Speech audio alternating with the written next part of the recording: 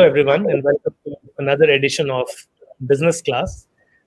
As compared to the first season of Business Class, when we looked at the startup journeys of founders across a diverse range of geographies and industries, in the second season, we are talking about real challenges that startups face. When I looked at and spoke to a number of founders, I figured out very quickly after speaking to about 35, 40 of them that essentially the challenges that companies face, no matter they are small, medium size, or big, are fairly similar. So we thought of putting together a show in which we have a founder of a hot startup who talks about the challenges, and we pull in some of the best experts in the world, and we have an engaging discussion around what kind of solutions may exist for these challenges. So, Vinayak, welcome to the show. It will be really great if you can tell our viewers in plain and simple English what does touch do and what does it mean for somebody who's consuming video? Because my experience of video is what I watch on YouTube. And what is touch going to do? How are you going to change my experience of watching video? So when we started the company, the idea was fairly to try and bring interactivity to screen, right? Today, when we watch content, we get very intuitive when we see things, especially when we're watching it on smartphones and on tablets. We started with that idea. Obviously, over the period of the last 4 years, we evolved from just doing interactivity inside the video content to identifying a lot more information. So people who know how the media industry works today, 90% of the process today is driven manually, be it your creation of key moments highlights or inserting metadata. Metadata is basically a parameter that you have to insert while you're uploading the content so that your content can be discoverable. And also the other use cases of metadata are trying to do automation, transcoding. You need it to be there in the repository. So metadata is basically the core, I would say, of whenever you upload a video content. Now, enterprise today face this challenge when they've uploaded a content. They actually need to make someone sit at the back end, look at the video, and enter the metadata. What's happening at, say, 1 minute, 20 seconds inside the screen? Who's there? What are they wearing? So all that information forms a part of the metadata group today. Where that is used on a broader level is for everyone to see key moments and highlights, or for people to discover content online, or for people to view the content in a safe environment, if it's safe enough to be viewed online or not. Is it matching up to the regulatory and compliances? The transcript of the content as well, right? Speech to text. That's also a part of the metadata. So identifying objects, emotions, characters, scenes, activities, location, this forms a part of the metadata today, I would say. Essentially, the way I understand is that we'll end up spending even more time watching videos in the future. Absolutely. So we all knew that, we were in a text era, then we came to an image era. We're right now in a video era. The video era from here is just going to keep growing because there's no other format of consumption of content. And around content, there's going to be a lot of sub parameters, interactivity, your VR, AR, bunch of other things are going to keep coming up. So video is something that we all are going to keep consuming. And that's why you see most of the companies today adopting to a video first strategy. And I think, video is going to be the future for every single company, be it in the marketing initiatives or in their growth initiatives. So, Vinayak, do you think it's possible, or is it science fiction that, if I'm watching a cool video and I see this jacket that this hero is wearing and I click on that and I can buy exactly the same thing? Is that something that your technology is going to enable? Oh, we already enable that. So we already enable it on the back end for a lot of companies so that they can identify and do a lot of, interactivity on the content. So this is not something like, it's a 2030 technology. This is a 2020 technology. This is there right now in the market. People are using it. We have an application that people actively install and try and scan products inside the video content. We give our services on the B2B side to our clients where they can make their content interactive and connect it to an e-commerce store as well. So this is not something that I would say is going to happen in future. This is no science fiction. This is happening today as we speak right now. Vinayak, digressing for just like 10 seconds, today I think one of the biggest challenges of video is, especially in current affairs and news, you don't even know if it's true or not, if it is actively spreading misinformation. Does your technology do anything to cater to this huge global problem? In fact, the world is being called a post-truth world. We don't even know what is true anymore. See, what happens today is, and we all are aware of this, especially in India, a lot of things are driven by sentiment, right? So what we consume is also driven by sentiment. And basically, in a space where your maximum ad revenues are eaten up digitally by the likes of Google and Facebook, companies that are there on your awards have to kind of figure out something or the other to keep driving those TRPs. Now, obviously, there's a certain speck of news that people like to elaborate more, and like we call it in India, right? Adding a little bit of extra spice to that news brings in flavor that will Sure, keep it going. So that's going to continue happening to a point of detecting if the fake news is there or not in terms of the actual factuals. We do that. We have a deep fake that we have currently developed, that we currently do. And we kind of help companies understand what is it that is exactly there in that particular parameter.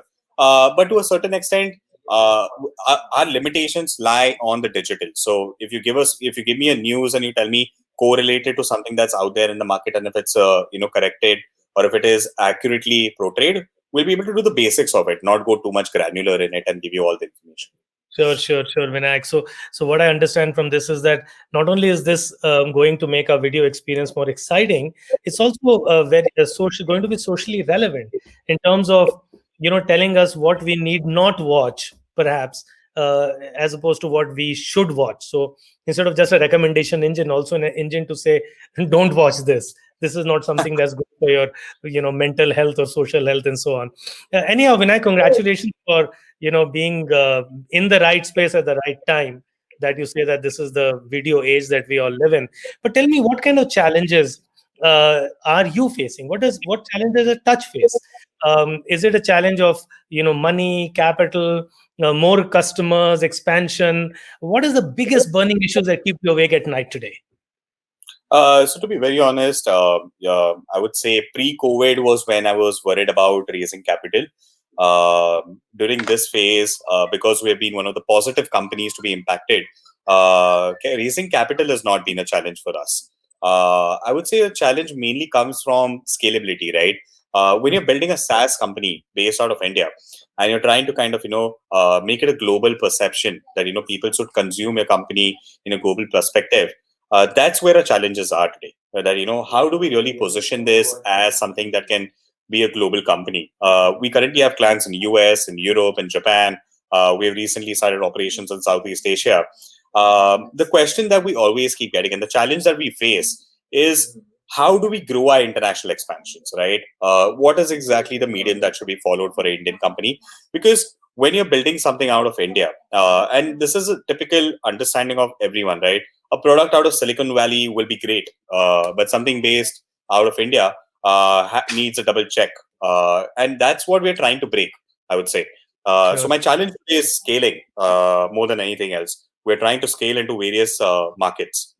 And scale particularly into foreign markets. And you raise a really interesting point about how the country brand, whether you like it or not, is always tagged onto you. At this point, I think this will be a great point to bring in our expert today, who is Mitesh Shah.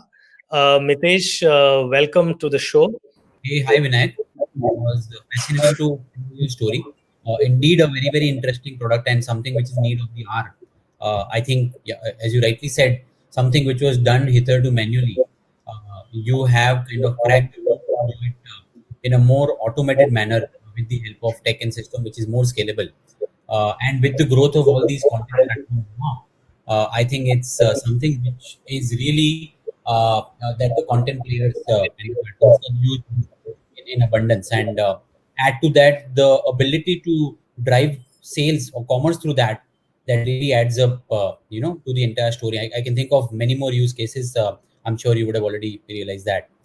Speaking about this particular problem statement that we're talking about, going global, uh, I think a lot of business have that aspiration. I have seen that in my with Ola, and now with Book My Show, and also with some of our other companies, which have expanded very well domestically and then look at going global.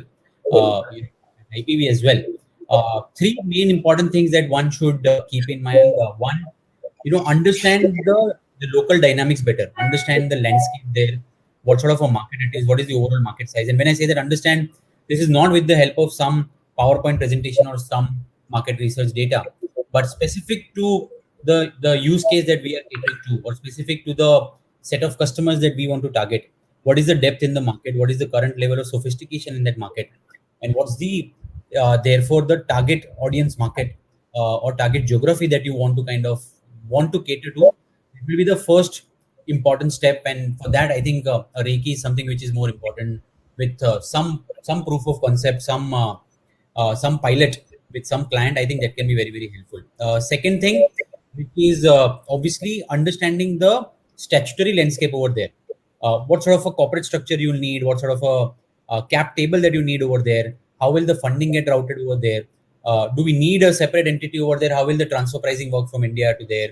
What is the payment gateway mechanism over there? What is the landscape overall for the economy over there in terms of payment, which the customers are using, or even in a B2B sort of a play that you are into?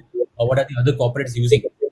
And that can kind of define the overall business model that you want to build over there. Right? So this is something which is very, very important when you look at creating value outside India. The statutory and the taxation landscape study, that's very, very important, because by the time you're there, the business starts and it starts growing. It may be a little too late to kind of focus on these things. It's very important that these are kept into mind when you think about it only at the inception stage. And third, and the most important thing for me, is to understand the competitive landscape. Very, very important to focus on this aspect, because while the market may be robust, the landscape may be great, but if it's a fiercely competitive market, because I mean, of course, you'll understand, Vinayak, and all of us do, is that in terms of early stage investment, India is still nascent. Economies like US, China, even for that matter, Australia, and all have progressed far more ahead, where even the seed rounds happen in millions of dollars, right? Here we are talking about seed rounds with 200K, 300K, 500K, where the seed rounds are also very, very heavy. And obviously, the cost of operating across these countries also is very, very high. So accordingly, the entire the entire scale of economy actually takes a shift, which needs to be kept in mind while you're planning business operation in these countries. And that's where I think the competitive landscape study becomes important. What sort of pricing the competitors are charging, what sort of markets they are operating into, what is the stickiness for these customers, right? What are the pros and cons, how is the UI, UX? And that can kind of help you decide a unique penetration strategy, as well as positioning for yourself when you're targeting these markets, and make you kind of build a sustainable business model, where if you have to raise capital in India and fund the global expansion, it might be a little bit expensive. So whether there will be corresponding amount of revenue that will come from these markets, or you'll have to rely only on India revenue, these things also need to be kept in mind. So I believe these are the three most important things that come to my mind when you talk about global expansion. Of course, there are a lot many other factors in the softer aspects, like team building, culture building, right, and timing, the overall financial metrics, numbers, funding. But I believe at the inception stage, at the stage where we are, or where touch is, these are the three most important things that I will advise you to keep in mind. Mitesh, thank you. I think it almost reads like a 101 on things to look out for when you're trying to do something outside of India. But Vinayak, I'd like to ask you a more sort of fundamental question. And Yeah. that is, when you think about the world today, um clearly from a perspective of your product, the world is a unified space. If there is a customer who's created their videos using your technology, that video can be distributed across the world as if there were no boundaries, political boundaries. But when it comes to your customers and your ability to sell to them, clearly Mitesh mentioned, I would say in a very articulate manner, that you need to look at the regulatory aspect and the compliance aspect and the taxation aspect and so on. There is a notion, age old notion rather, that says that the production or the product that you make should be located closer to where your consumers are. So when you were thinking of starting off in India, what was your driving factor? Was it the fact that, if you're going to make this in India, it's going to cost you like an order less to produce that product? Or did you think about India being your big market going forward? Is your product positioned at emerging markets? And just want to understand the thinking of the founding team. So when we started off, obviously we were slightly different from where we are today in our journey, right? We started off keeping India as a market, and we understood that the opportunity in the video space back in 2016 when we had started off was just evolving. So we realized that there's so much amount of growth that can be captured in India. When we did that pivots in between, when we went on more to a business focused market, we started realizing that yes, India has a certain amount of market, but the foreign markets are going to be dominating the Indian market in this segment specifically. So I would say that's happened along the journey. That's not something that we had thought through, or we imagined it to happen, or we had kind of researched upon.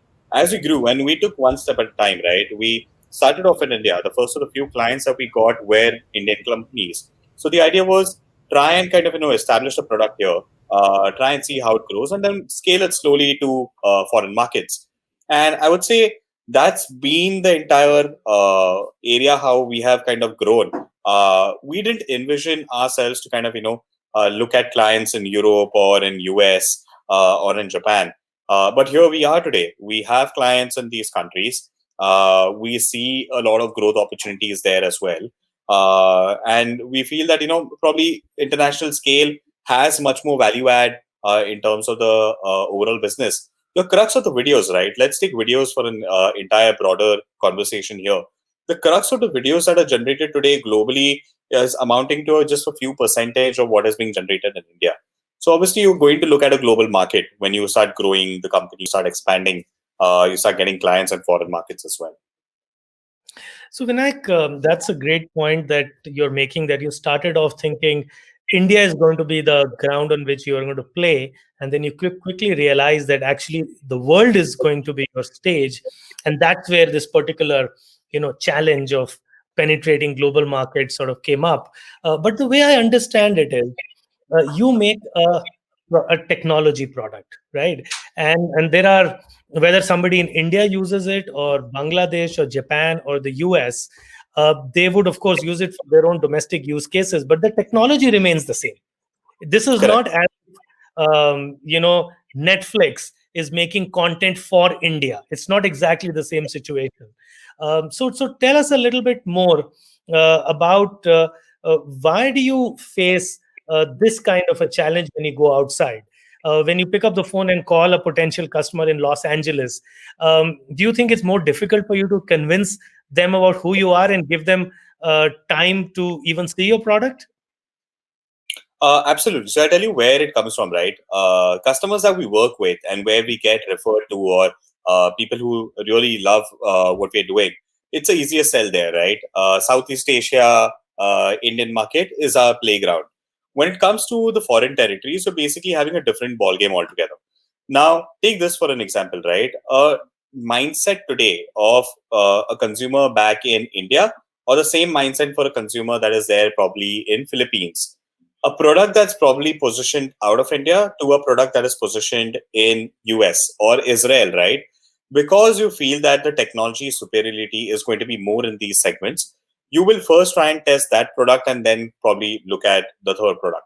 So people perceive it depending on where the product also comes from a lot of times. And also they expect the pricing to work around that, right? In India, we have a buy versus build mentality. For everything that we should be buying, we feel that we can build it as well, because it's a massive IT economy that we have in India. Everyone can feel that we can do everything. That's where SaaS companies, and I'm using the term SaaS because you're basically building a software solution which basically needs to be licensed, right?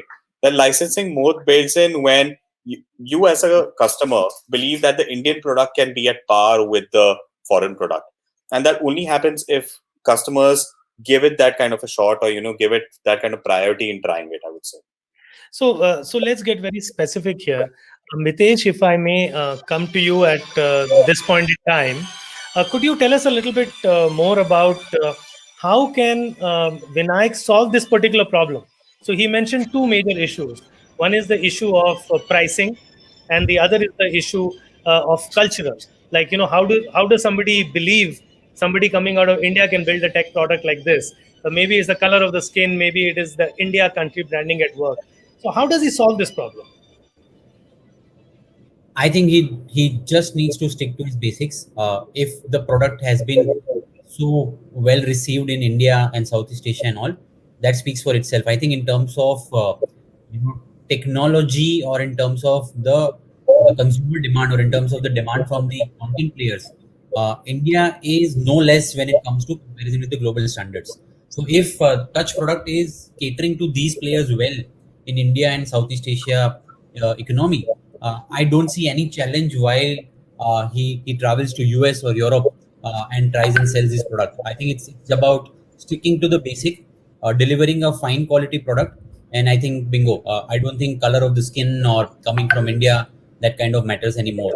People do realize there is a significant cost advantage when they actually take services from India. At the same time, the kind of entrepreneurial mindset that we have, even when we provide software as a service, that's quite visible, right? I mean, look at the Indian IT companies, what they've gone and done abroad, right? All these things around Americans protecting their own jobs versus the Indian onslaught. That's purely a result of our entrepreneurial mindset and the kind of talent that we have shown over there. So I believe Touch is very well poised to kind of capture these markets as well. It's just about you keep the innovative mindset on and understand the customer requirement well and customize the solution as per that. Otherwise, I think we have all the right ingredients to kind of make this work. Sure, Mitesh, thanks for that piece of advice. And Vinayak, what I hear Mitesh saying is that he's saying, don't get deterred by this. Yes, there is a challenge, but just stick on to your guns and have this bulldozer mentality that I'm not going to give up, which essentially means that you have to try harder than your competitor who's already based out in the US and doesn't face some of these challenges of having to prove their worth or prove their company's worth to a foreign buyer, which essentially means two things for you.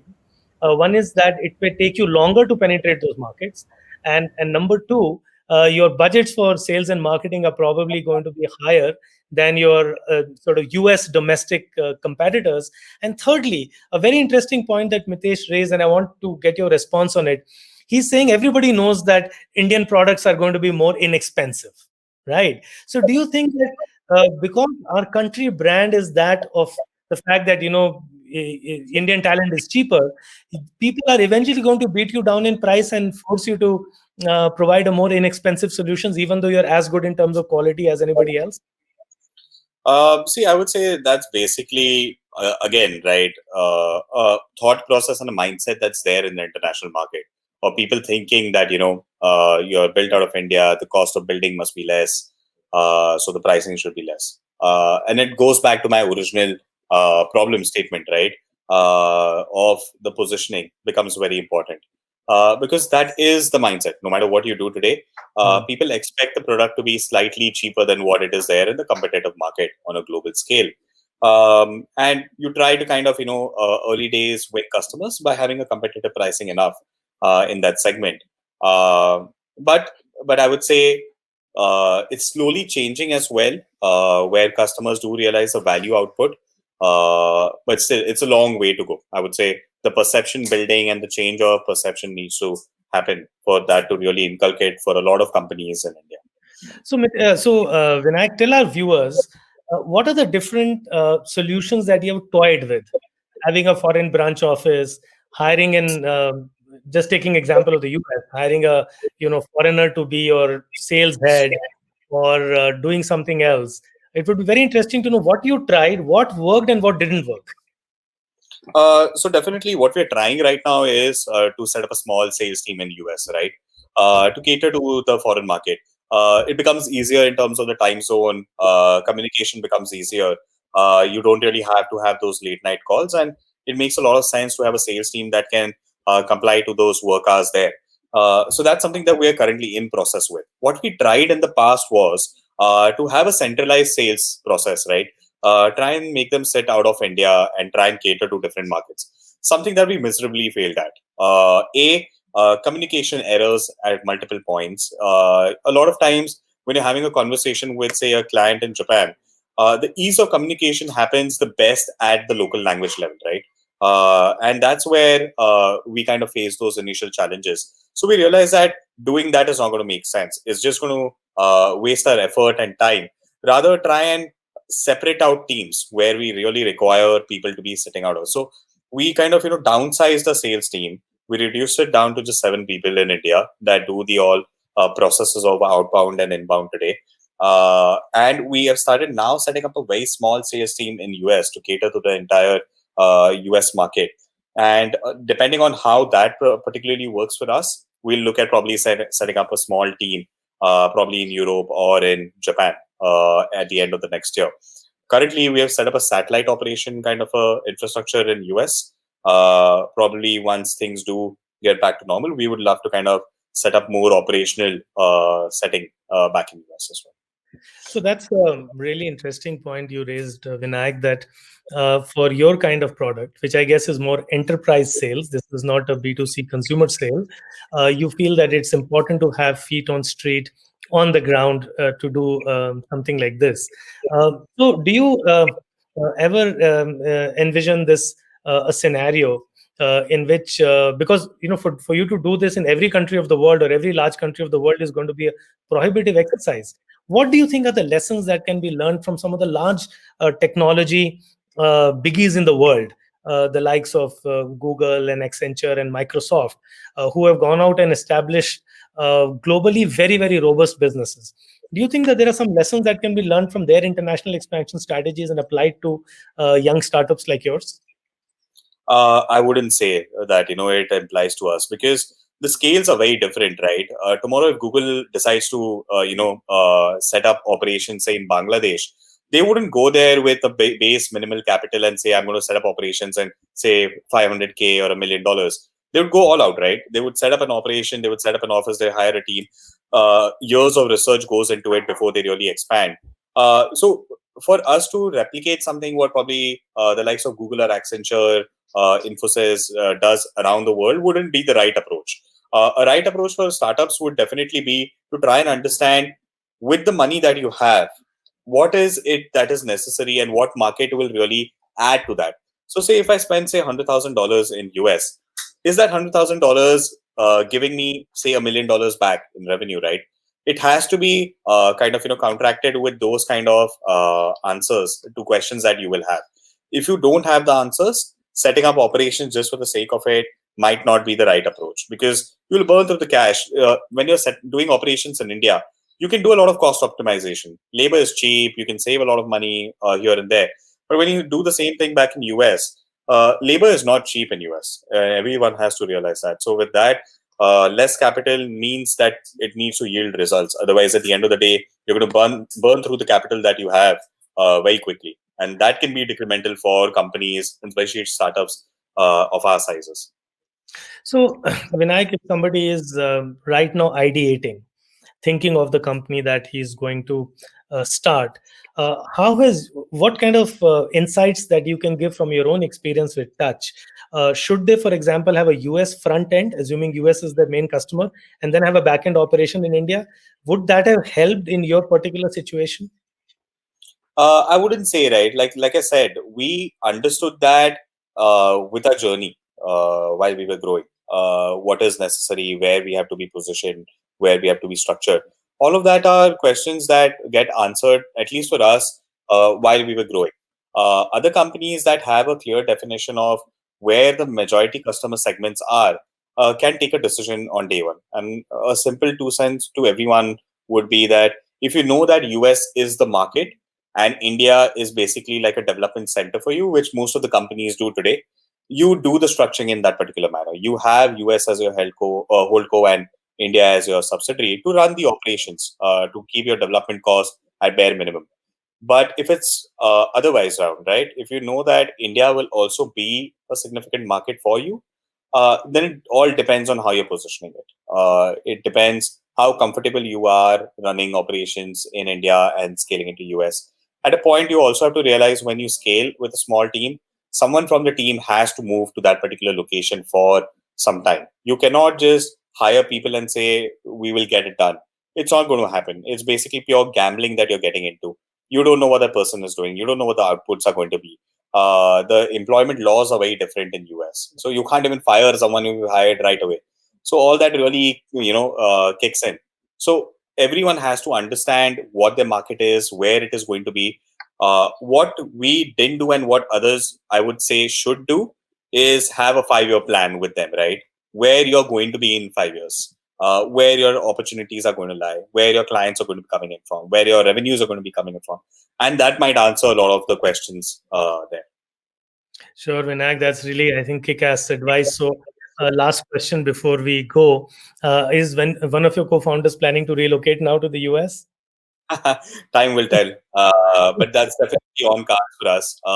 That once things do go back to normal, we do intend to have someone on ground from the team there to try and run operations. We are very confident about the US market, and we are very also actively looking at having our team there. Obviously, the development will continue from India and should continue. Is my strong feeling that we save a lot of money, but what is necessary and what needs to be done will be done probably And towards Q2 and of next And finally, Vinayak, we really wish you well in actually sort of breaking down this notion that the challenge that you are facing today, that a company coming out of India has to work harder and run harder and probably sell themselves a little cheaper. So maybe the success of touch can also go a long way. And every little success coming out of India matters. So wish you all the best in ensuring that you sort of break this cultural and glass ceiling out there. Thank you so much for joining us on the show, and a big shout out and thanks to Mitesh as well for giving his expert advice. Thank you. Thanks, Shantanu. It was a pleasure. Thank you.